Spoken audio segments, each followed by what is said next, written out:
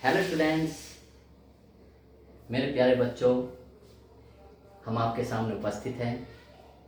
पहले सुनाइए, आप कैसे हैं? How are you? मुझे पूरी उम्मीद है कि आप अपने पेरेंट्स के साथ अपने घर पर बहुत अच्छी तरह से रह रहे हो। देखिए स्टूडेंट्स, जीवन का एक फ़लसफ़ा है कि जहाँ भी आप हैं, जैसी भी स्थिति में हैं, अमीरी में है, गरीबी में है, संसाधनों की कमी में है या अधिकता में है, किसी भी स्थिति में है, वहीं से उठना सीखिए, वहीं से उठिए स्टूडेंट्स। ठीक है? कोई मजबूरी, कोई कमी या कोई भी कठिनाई को मजबूरी मत बनाइए कि सर हमारे पास तो पैसा नहीं है, हमारे पास तो किताब नहीं है, हमारे पास तो कुछ नहीं है। स्टूडेंट्स, खुला आकाश है, खुला जंगल है, खुला साधन है, सब खुली दुनिया है। ये क्या संसाधनों की कमी है? आप कहते हैं सर मेरे घर में लाइट नहीं है।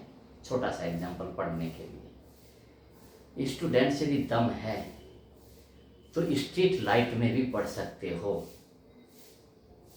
कोई कहता है कि मेरे पास किताब नहीं है पढ़ने के लिए, तो स्टूडेंट्स किताब कैसे भी अरेंज करके एक दिन के लिए जब पूरी रात करके उसमें से शानदार नोट्स बनाए। कोई करने के लिए स्टूडेंट सब कुछ कर सकते हैं। तो मैंने आपको वो बताई जो कि बहुत छोटी सी छोटी बातें हैं। तो प्लीज़ स्टूडेंट्स, कमियों को अपनी मजबूरी मत बनाइए। ठीक है? उनसे लड़िए और उन्हें ऑब्टेन करके उन्हें। आप एक बात बताइए, एक विकलांग जिसका एक पैर टूटा हुआ है, बिल्कुल पूरा कटा हुआ है टखने से ऊपर, आपको पता है कैसे चल सकते हो? बैसाखी से। लेकिन स्टूडेंट्स, वो एवरेस्ट की चोटी पे चला जाता है, बताइए, और मैं नहीं जा पाता। मैं बिल्कुल स्वस्थ हूँ, हाथ पैर है, मैं नहीं जा पाता। तो बताइए स्टूडेंट, विकलांग कौन हुआ? वो विकलांग हुआ जिसका पैर कटा हुआ, या मैं विकलांग हुआ जो एवरेस्ट की चोटी पर नहीं चल सकता? और जबकि जिसका पैर कटा हुआ, तो कौन विकलांग हुआ? मैं विकलांग हुआ। तो स्टूडेंट्स, बहाने किस लिए? बहाने नहीं, कोई बहाना बनाना ही नहीं चाहिए।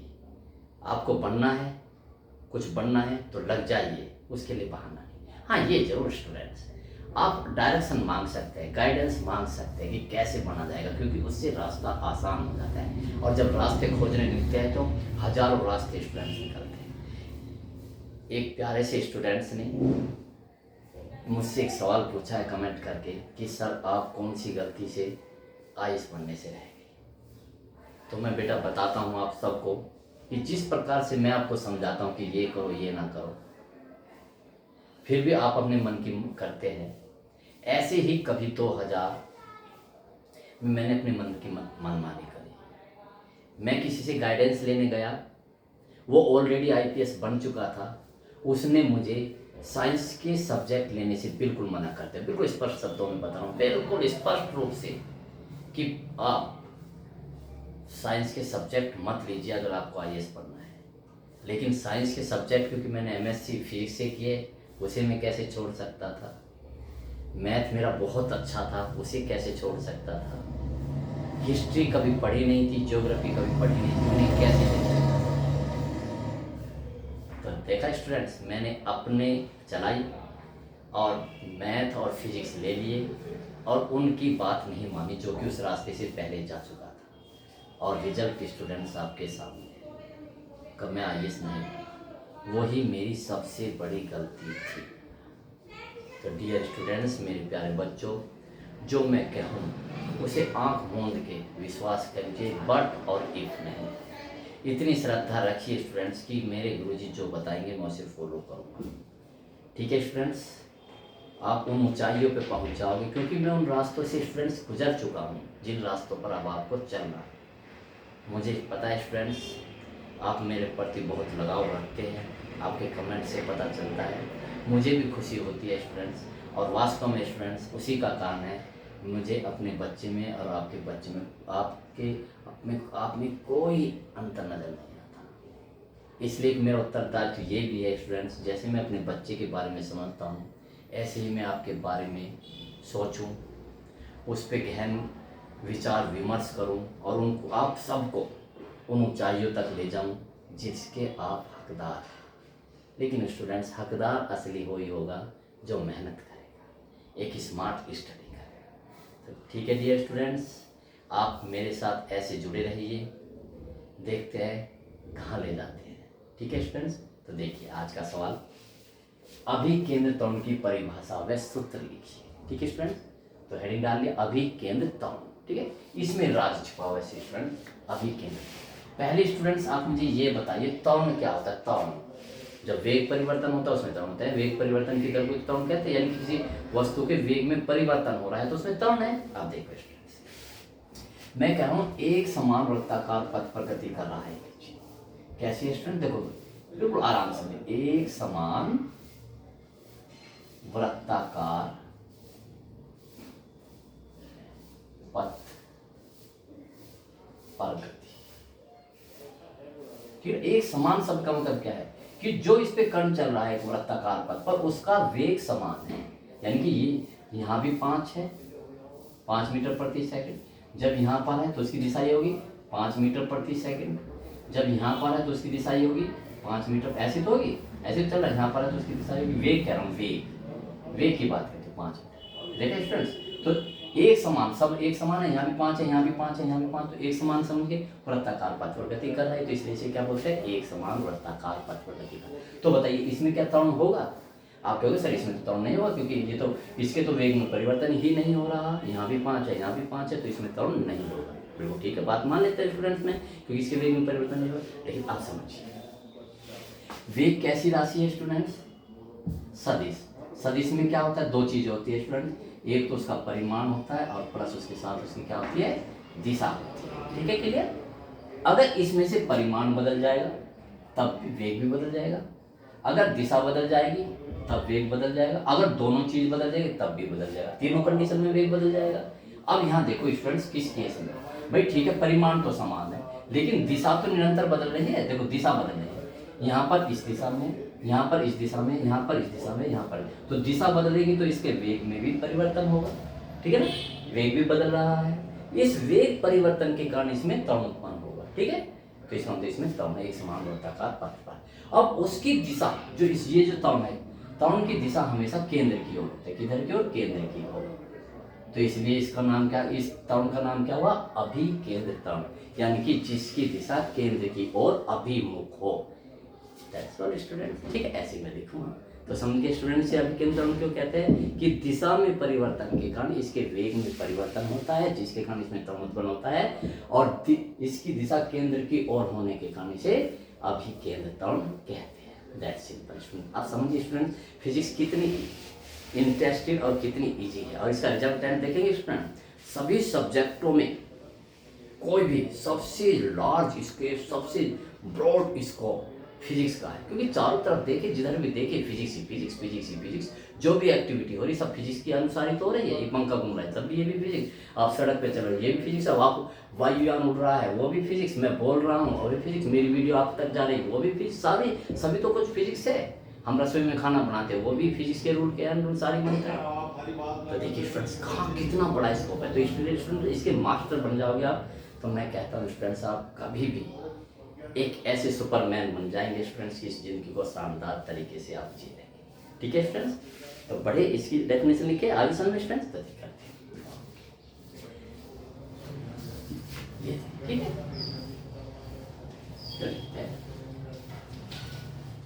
ये लिखे पूरा जो मैंने समझाया, एक समान वृत्ताकार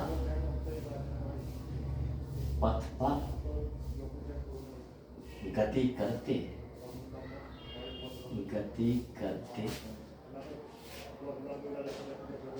कण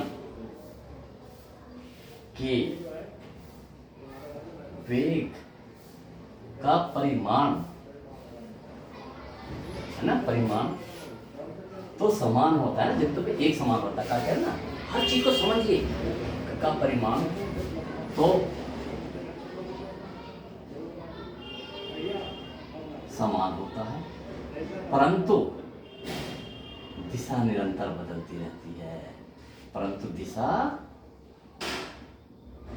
निरंतर बदलती रहती है।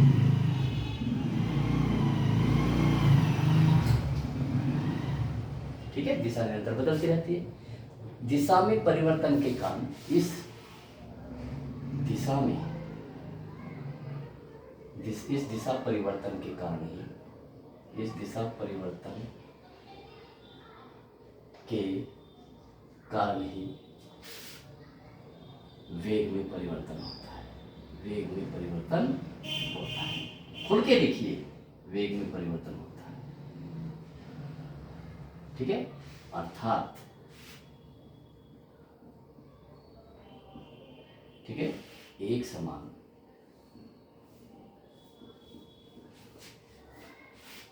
वृत्ताकार पथ पर गति करते हुए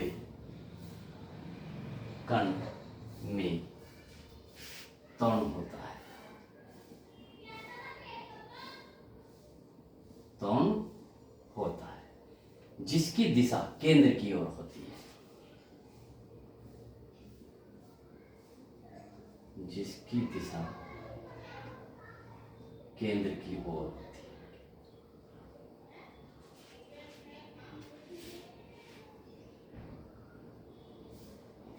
है। अतः इसे अभिकेंद्र त्वरण कहते हैं।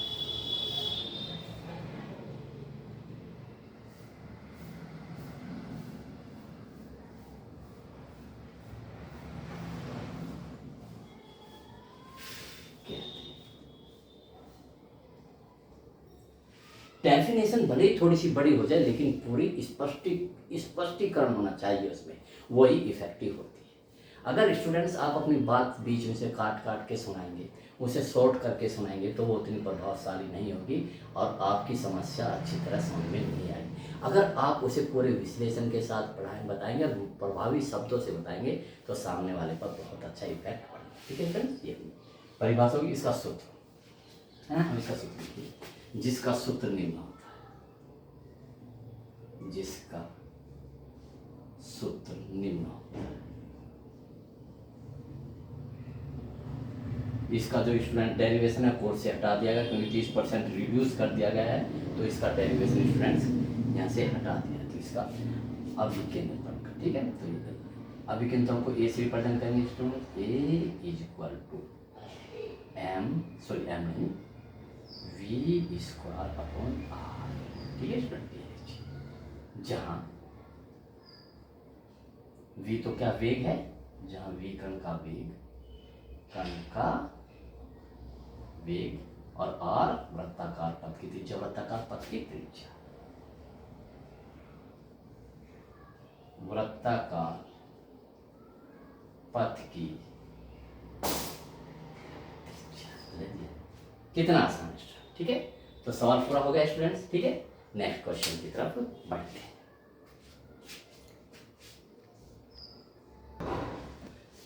देखिए स्टूडेंट्स, नेक्स्ट क्वेश्चन बहुत ही मोस्ट इंपॉर्टेंट। अभिकेंद्र बल की परिभाषा व सूत्र लिखिए। अभिकेंद्र बल, फिर समझिए स्टूडेंट्स, आपको पता है, अभी मैंने बताया पिछले क्वेश्चन में स्टूडेंट्स कि जब भी कोई कण वृत्ताकार पथ पर गति करता है तो उस पर एक त्वरण होता है, उस त्वरण के कारण उस पर एक बल लगता है जिसकी दिशा केंद्र की ओर होती है। उसे क्या बोलते हैं स्टूडेंट्स, अभिकेंद्र बल कहते हैं। ठीक है,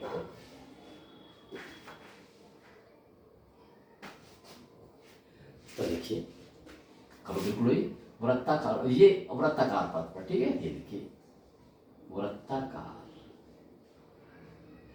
पथ पर गति करते हुए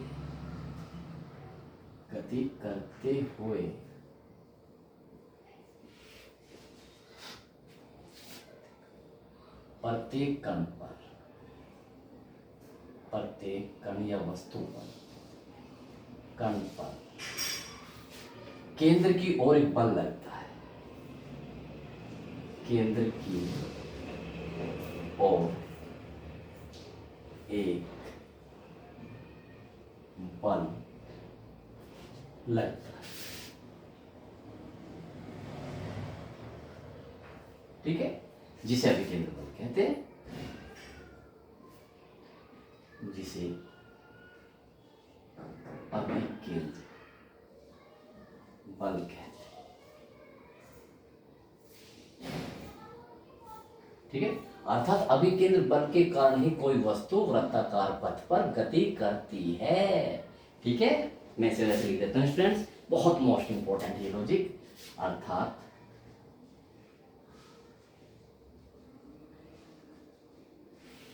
अभिकेंद्र बल के कारण ही,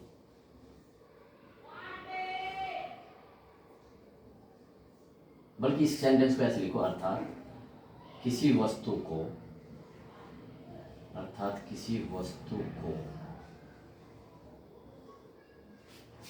वृत्ताकार पथ पर घूमने के लिए, वृत्ताकार पथ पर घुमाने के लिए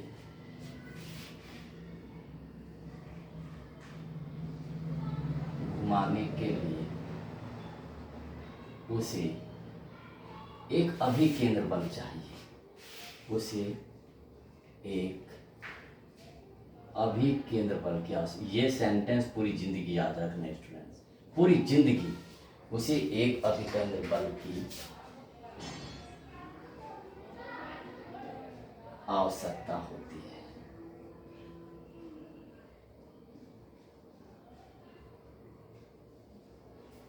ठीक है, पूरी जिंदगी जब तक फिजिक्स पढ़ोगे ये सेंटेंस हर बार आपको अप्लाई करना पड़ेगा। ठीक है, आप क्या परिभाषा होगी, अब इसका सूत्र तो लिखिए फ्रेंड्स, अभिकेंद्र बल का सूत्र निम्न होता है।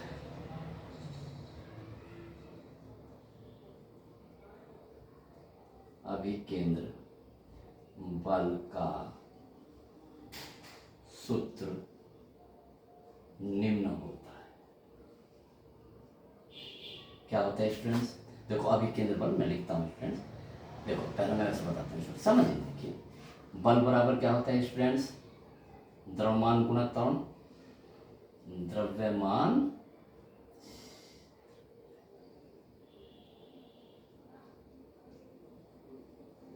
गुणा त्वरण। ठीक है, अगर मैं अभी से स्टूडेंट्स अभिकेंद्र बल लिखूं, अभिकेंद्र बल, ठीक, अभिकेंद्र बल, तो कौन सा त्वरण होगा, अभिकेंद्र त्वरण ले लेंगे, अभिकेंद्र त्वरण।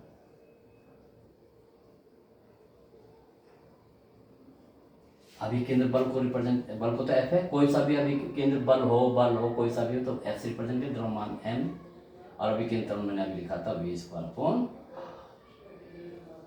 जहां लिख दीजिए स्टूडेंट, जहां बल किसी भी स्टूडेंट किसी आप खुद देखेंगे, ए लीजिए, जहां एम क्या है, वस्तु का द्रव्यमान,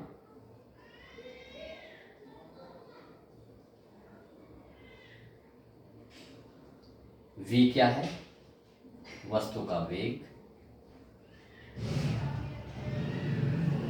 आर क्या है, वृत्ताकार पथ की त्रिज्या।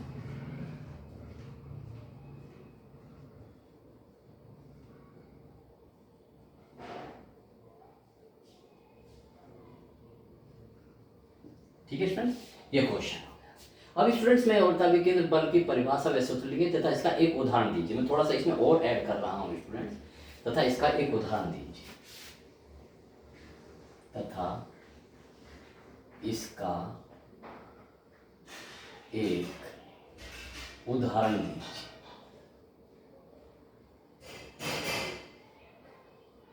ठीक है, तो यहाँ तक तो होगा, इस पर परिभाषा होगी और सूत्र होगा। ठीक है, देखिए आप कितने बेस्ट तरीके से। ठीक है फ्रेंड, अब इसका क्या लिख देते हैं हम, उदाहरण लिख देते हैं, अभिकेंद्र बल का उदाहरण। देखिए उदाहरण क्या है,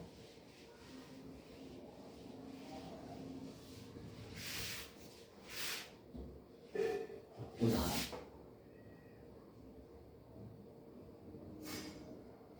चलो एक उदाहरण है ना, बताइए। सूर्य पृथ्वी के चारों तरफ वृत्ताकार कक्षा में गति करती है। सॉरी, पृथ्वी सूर्य के परितः, परितः चारों तरफ वृत्ताकार पथ पर गति करती है, वृत्ताकार पथ पर गति करती है। ठीक हो गया। आपको मैंने अभी बताया, जब वृत्ताकार पथ पर गति करेगी तो इस वृत्ताकार पथ पर घूमने के लिए आवश्यक अभिकेंद्र बल उसे कहां से प्राप्त होगा? जो सूर्य और पृथ्वी के बीच गुरुत्वाकर्षण बल मिलता है उससे अभिकेंद्र बल प्राप्त होता है। ठीक है, जिसे अभिकेंद्र बल कहां से प्राप्त होगा? जिसे अभिकेंद्र बल सूर्य व पृथ्वी के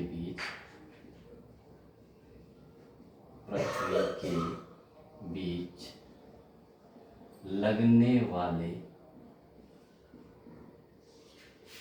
गुरुत्वाकर्षण बल से प्राप्त होता है। गुरुत्वाकर्षण बल से प्राप्त होता है।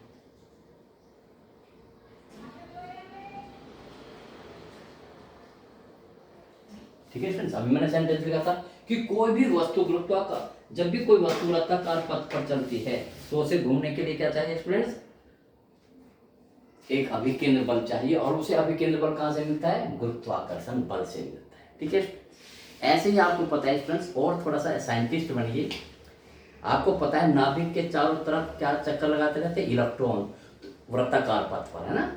देखो ये नाभिक है, इसके चारों तरफ क्या ये इलेक्ट्रॉन गति करते रहते हैं, कक्षाओं में गति करते हैं। बताइए, इसको वृत्ताकार पथ पर घूमने के लिए आवश्यक अभिकेंद्र बल कहां से मिल रहा है? इस नाभिक तथा इलेक्ट्रॉन के बीच लगने वाले वैद्युत आकर्षण बल से। इसे लिख देते हैं इसमें। और भी ये सब स्टूडेंट्स एग्जाम्पल, जब आप यही तो एग्जाम्पल किसी कंपटीशन में पूछे जाते हैं। जब आप आईएएस पीसीएस आईएएस की कंपटीशन में बैठेंगे, पीसीएस की कंपटीशन में बैठेंगे या किसी अदर कंपटीशन में बैठेंगे तो ये सब एग्जाम्पल ही तो पूछे जाते हैं। वहां परिभाषा थोड़ी पूछते हैं स्टूडेंट्स, वहां तो ये लॉजिक पूछते हैं। भाई बताइए, सूर्य पृथ्वी के बीच लगने वाला गुरुत्वाकर्षण अभिकेंद्र बल कहां से प्राप्त होता है? तो कहां से प्राप्त होता है?